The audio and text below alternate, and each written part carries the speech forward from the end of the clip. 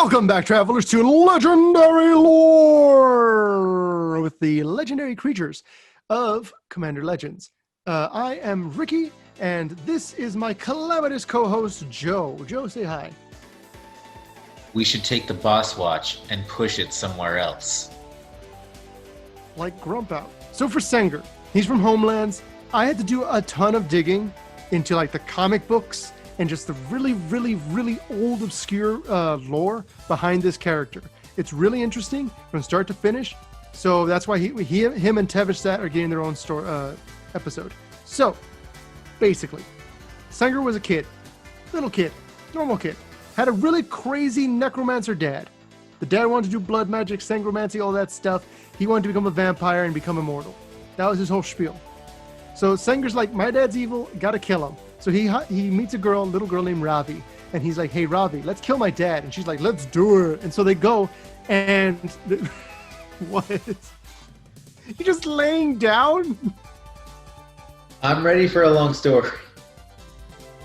So what happened? At least I can hear you. At least, but I can hear you. So basically, whole thing goes down. A lot of chaos. End when the dust settles, Ravi disappeared because she's a planeswalker. Her spark ignited. Sengir's dad is dead, and Sengir's a vampire now because his dad turned him into one during the whole kerfuffle scuffle. So what winds up happening is over time, Sengir kind of like becomes used to being a vampire. He kind of enjoys having all the power that he could ever have, and he starts like developing a barony. But that's early in his life. Suddenly, he's summoned. See, back in my day, back in my dad's day, back when he was playing Magic, before I could really know how to read, Sengir is summoned. I can't read. Well, I can't read. Back in those days, the Planeswalkers, instead of summoning things that looked like the things they've met, like how Johnny Pridemate is actually like more of a essence of what a Johnny's Pridemate would look like, they would pool creatures through the Blind Eternities to wherever they were. So on the plane of Ulgratha, there was a Planeswalker duel, and the Planeswalkers are fighting, and one of the Planeswalkers is like, I need a super powerful vampire, and he's like, and then Sengir's suddenly in another plane entirely, and he's like, where's my tea? My blood tea. And where's my blood tea? Bleed tea. Blood tea. So, so basically what's happening, Sengir's there, he's like fighting everything, he's doing what he needs to do. Both Planeswalkers are gone now. His Planeswalker is dead. So he can't be sent back. He can't be returned to his home plane. So then he has to just kind of be like, okay, I guess I'm stuck here. And as a super powerful vampire in an area that had no vampires, he's like, cool, I'm going to set up shop. And so he finds a castle, and he lives in it, and he becomes the Dark Baron, Baron Sengir. In this castle, at the bottom in the basement of this castle, there's a casket. And he's like, I wonder what's in here. So he opens it up, and there's a crazy old lady, crazy old Maurice. Turns out, this casket lady is Ravi, the Planeswalker he met before. Oh. And she's got insane. So he names her grandmother Sengir and says, you're my grandma now. And so she's got like her own room, and that's basically it for her. And so all this is happening. You got the people that are trying to stop him. There's like a whole bunch of people that are like in a resistance, and it's all kinds of crazy. What? Oh yeah.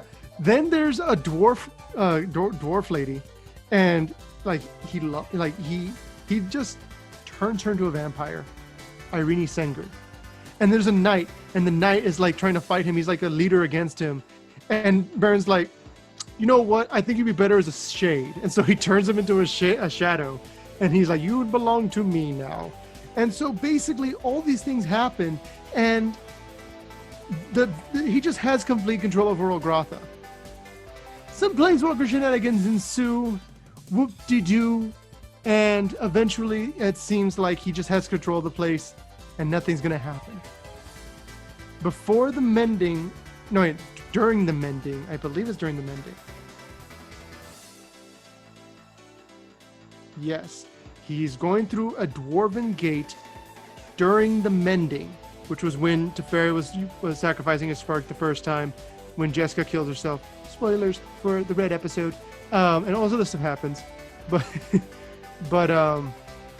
that all takes place. Boom! Baron Sengir is on another unnamed plane with his entire army. Because he went through the planar gate beforehand. I don't remember who it was, but there was a planeswalker who showed up on Ulgratha at some point and saw an entire legion of vampires and was like, cool, I'm a dip. And so he just leaves. And it was just basically just confirmed that Sengir still existed.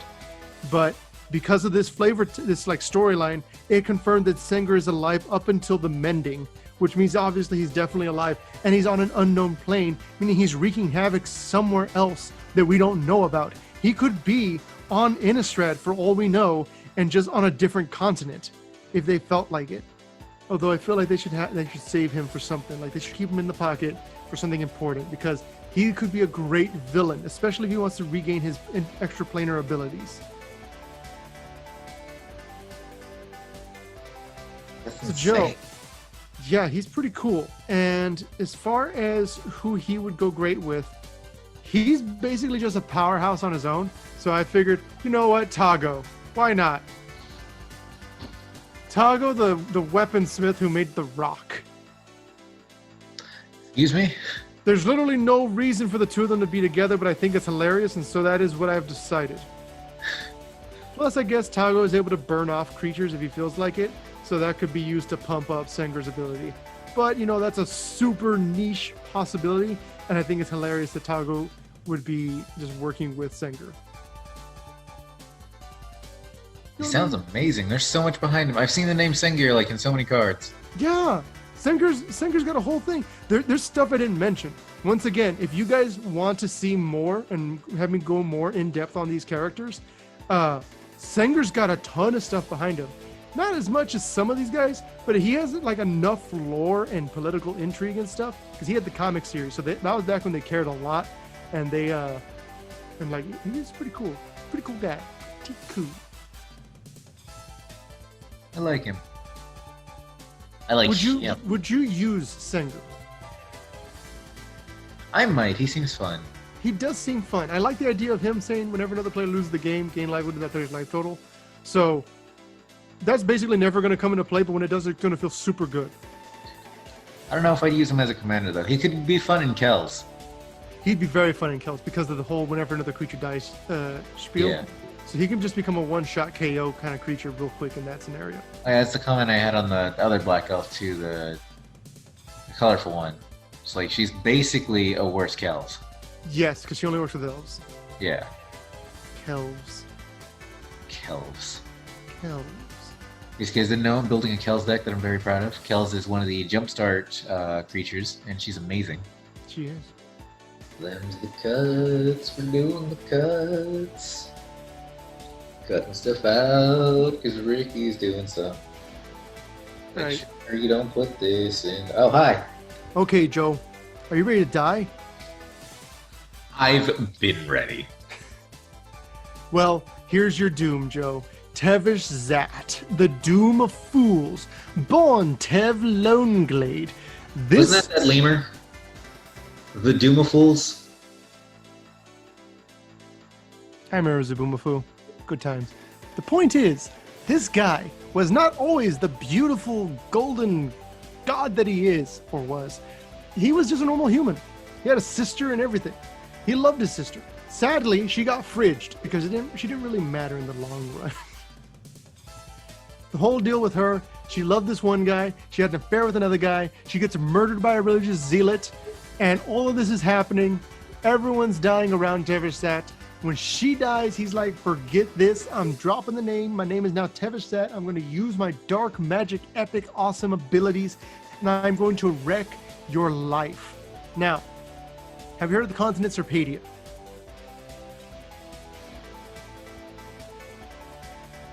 No. Have you heard of the Serpadian empires? No. Have you heard of Homerids? I recognize the name, but not enough to tell you what it is. Homerids are lobster people. Thralls are these creatures that were started off, I believe, on Anthalids. There was a continent on Dominaria where Tev was from, and his whole deal was that he wanted to destroy everything. His whole thing was like he just wanted silence, I believe is what he says, silence. And so he goes and he teleports. He creates a rift or portal so that a ton of goblins and orcs can go directly into the most densely populated human area and slaughter everyone there. Okay. The whole idea behind Sarpedia was basically an apocalypse continent. It was just a series of people having a terrible time existing. It's beautiful. Am I from Sarpedia? There was a merfolk empire, but then the waters started to cool because of global warming, basically, and the Homrids in the colder region started coming in and slaughtering the merfolk. That's completely irrelevant, but it's hilarious because everything was bad, and Tevesh Szat loved just killing. He wanted to get rid of everyone. He would show up from time to time doing terrible things to people. There's a list. They give a list on the Wizards of the Coast thing. It says the first thing, the fall of the Sarpedian empires, which obviously he did that. The continent of Sarpedia, I had planned on doing you remember we were planning on doing it like a D&D campaign kind of style thing? Yes.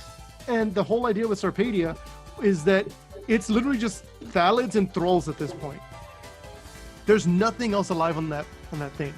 Because every human, goblin, orc, merfolk, they're all dead. The whole place is just done. So they actually apocalypsed it. Yeah, it was beautiful. And there were elves there too. And the elves were trying to cultivate the Thalids. But some of the elves, they ran away to Altaria. And I'll get to that later on. But Altaria is another continent. That's where Kamal and all this other stuff happened. I thought it was that really fluffy dragon. Altaria? Yeah. Funny. So basically what winds up happening is that other than the Sarpedian empires, he also destroyed the I don't remember the name, Stormguard? Stormguard? Yes. Stormguard. You know the Ebon Hand? No. The Order of the Ebon Hand was another story, and I believe the Ebon Hand were the ones who killed his sister. He just destroyed them too. He just goes places destroying them. There's so much. He's got a very, very complex story. His was a lot of research as well, so I may have gotten a few things backwards. If you guys want, I could do a much, much deeper dive into his story specifically, because he has a bunch of different stories that he is a part of. Skipping ahead, he also killed Chromium Ruel. You may remember Chromium is one of Nicol Bolas's brothers. Mutable? The blue, white, black one, yeah. The one that could become a human. Yes. Tevesh Szat killed him. Snap. This fool can kill elder dragons. He worked with Leshrak, who was an incredibly powerful planeswalker and also super evil, and we're still waiting for his walker card. This guy was the top of the top when it came to evil. He had his own plane. He had a shadow plane where he could just be alone because he hated life that much that he just wanted to be alone. So he had a plane. Solitude, but for evil. Yeah. So he would just go there and sit in darkness and steep in it, and he loved it. That was his life. He lived in a realm of darkness. And being a planeswalker, you don't need to eat or defecate or anything, so he could just sit there for eternity if he felt like it. But he didn't. Because Urza showed up. Good old Urza. And he's like, hey, buddy, I got a proposition for you. Join my 9 Titans crew, and we're going to kill Phyrexia. And you can take whatever you want from the place. All its dark magics will belong to you. Wouldn't you just love to destroy an entire civilization of evil? He's like, you had me at civilization. So... So basically what happens, Tevesh Szat, he shows up, he's with the 9 Titans, but before he actually joins up, he sees the dragon Daragaz. You may remember Daragaz, he's the Jund dragon. Yes. He was one of the primevals, right? Reincarnated. He shows up and he's like, hey, Daragaz, I know that you shouldn't because it would cause the apocalypse, but wouldn't it be really rad if you resurrected the other 4 primeval dragons and became uber powerful and just destroyed the place while everyone was fighting Phyrexians? And Daragos is like, hey, gee, you know what? That would be a cool idea. So Daragos goes and he resurrects the other 4 dragons. Like, you know the 4 dragons. I don't remember. Teva or Treva is one of them. Croesus is another one. The other 4 dragons, they show up and they start wreaking havoc, and they're terrible. And everyone is scared and dying. And Daragos was supposed to be an ally of the Weatherlight, and he realizes this. Daragos commits suicide and throws himself in a volcano, which caused the other 4 dragons to get. That's their artwork on Terminate. It's Daragos killing himself, like jumping into a volcano to save everyone. So he powers down everybody else. Everybody else dies. Obviously, Daragos comes back later on in the Dominaria set because he's continuously reborn, like he's resurrected every time. Yep. Point is, Tevesh Szat does that because he's literally a jerk in the most powerful sense, the dirtiest sense of the word. And so he's there. He goes back and he's like, "Hey, Urza." Urza's like, "Where have you been?" He's like, "Don't worry about it. It's gonna be great.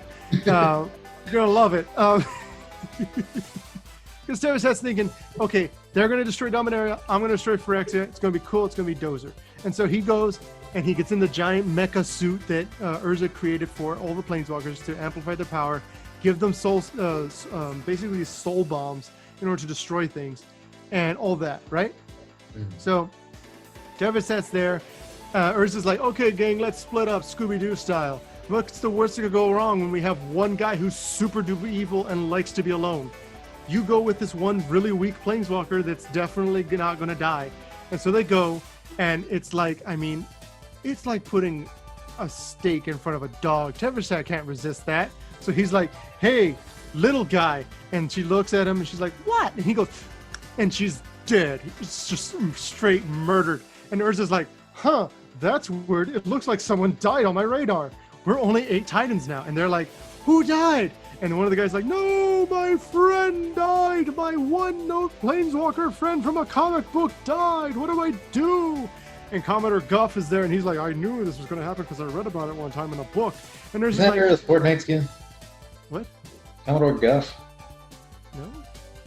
Little fluffy guy with the star helmet. That's that skin he uses in Fortnite.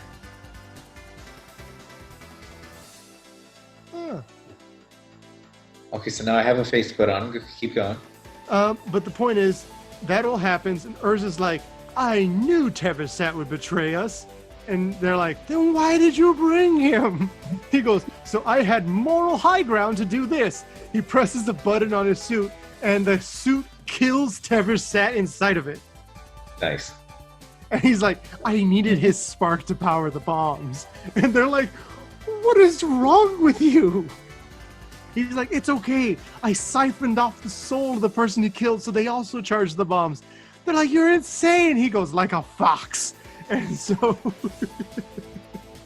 the remaining 7 Titans are like, well, I guess we can plant these soul bombs now. And so they plant the soul bombs all across Phyrexia, key points to cause it to implode. And when they do that, one of those scenes is Freya Elise. She's there next to the Pernicious Deed. That's the Pernicious Deed artwork, is her putting down a soul bomb. Huh. Which is part of the reason why it's green-black, I expect. Now, I guess retroactively you could say that, but it makes sense narratively for it to be green-black because it's Tevesh Szat's power inside of it and Fraley setting it. I like it. So, basically, Tevesh Szat's final thing is that he dies for Urza. For the greater good, he is killed. And it's because of him, his sacrifice, that Phyrexia's, the actual plane, is destroyed, and Yawgmoth has nowhere to escape during the whole event. So I love a new one.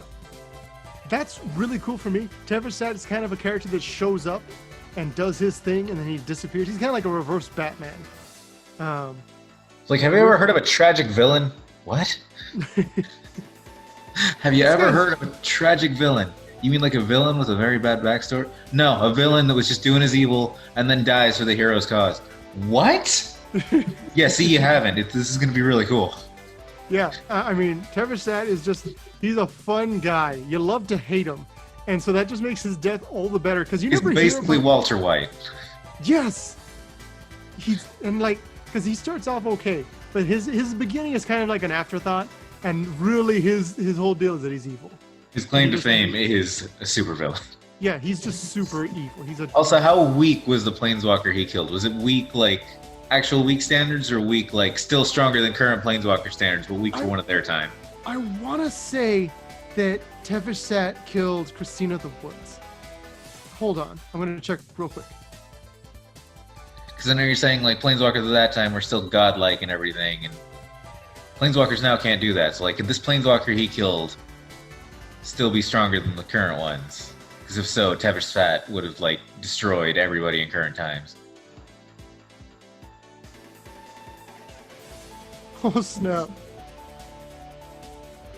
Okay, so I just looked it up real quick, and I was a little wrong. He killed two of them. It's fine. He killed Daria and he killed Christina of the Woods. I remember him killing Christina of the Woods because I thought, oh, cool. So her name was Christina of the Woods. Daria has a whole thing with a guy named Taser and was really cool. She has her own thing with Jared, who's going to be in our last episode. And she had like Tevesh Szat, because during that time, planeswalkers worked and like they would crisscross and interact with each other very often. But yeah, Daria gets destroyed. And yeah, Christina of the Woods didn't have a lot to her. She was kind of like a character that showed up in the background a few times. She did have a lot of like comic book stuff that she was a part of. But yeah, she'll show up again with when Jared shows up, because Jared had a lot of planeswalkers in his story. But Tevesh Szat destroyed two of them. So he actually knocked it down to 6 once he died. So there were only 6 planeswalkers that were part of the 9 Titans. So the full roster of the 9 Titans, there's technically 10 Titans. 10 Titans, go! One of the Titans that actually did not join was Teferi. He was supposed to be one of the Titans. But you had Urza, you had Freyalise, you had Commodore Guff, who I mentioned. He had an infinite library. He was a hilarious guy. He was Jess guy. You had Tevesh Szat. You had Lord Windgrace. Lord Windgrace is obviously the Panther Man. You had Daria and Christina of the Woods, who both died. You had Taser. Taser was there. Taser was alive at the time. Taser's got a whole thing to him. He's not here. If you guys want to hear about him, ask us to tell about him, because that guy's crazy. There was a guy named Parcher. Parcher also didn't join the Titans, but that's because he was unstable, basically.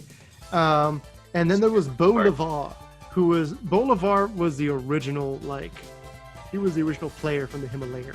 He was just like this really smooth pirate man. He protected a small cove of people during the whole death cloud that Yawgmoth releases later on in the storyline.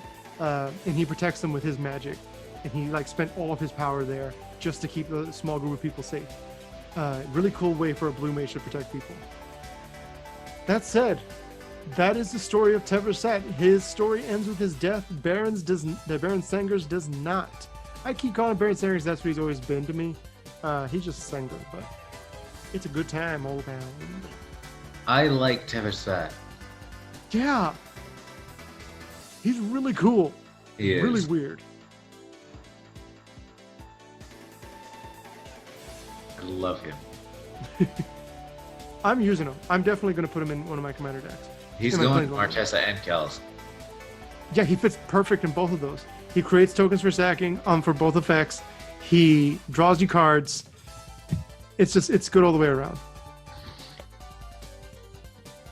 Oh, it's amazing. Anyway, guys, that was Sengir and Tevesh Szat. Yeah. So go ahead and tune in tomorrow for the best color. We're going into red. Red. We've only got 2 pairs we haven't talked about. Interesting. And both are very storyline worthy. All right, you guys go ahead and tune in. Bye. Bye. Yes.